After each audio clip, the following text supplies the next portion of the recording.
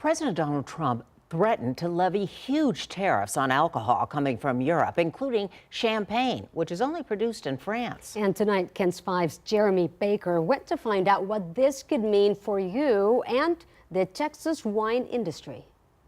This is all part of President Trump's plan to place reciprocal tariffs on the European Union in an effort to bring down U.S. trade deficits. It may bring down the deficit in the long term, but if enacted, prices for all alcohol coming from across the pond will skyrocket. I think it's going to have rippling effects here in the U.S., not only for consumers, but businesses that rely on European wine imports. The European Union announced a 50% whiskey tariff, which is expected to be imposed in April. Why did they slap us with that tariff? As a response to the Trump administration's tariffs on all imported steel and aluminum that went into effect on Wednesday. This 200% tariff would be on all alcohol coming from the EU into the United States.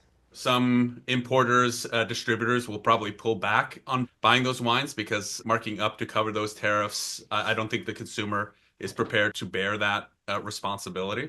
On his Truth Social, President Trump said in response to the whiskey tariff, if this tariff is not removed immediately, the U.S. will shortly place a 200% tariff on all wines, champagnes, and alcoholic products coming out of France and other EU-represented countries.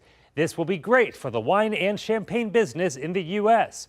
Ogunfu says the tariffs would have a rippling effect in the industry, including right here in Texas. Distributors laying off sales staff, importers reducing the amount of wines they import to save money will probably be laying off staff. Restaurants who depend very heavily on alcohol sales for a revenue stream. European officials are reportedly preparing counter tariffs on more products from the U.S., including beef, dairy, and produce as the trade war escalates. Jeremy Baker, KENS 5.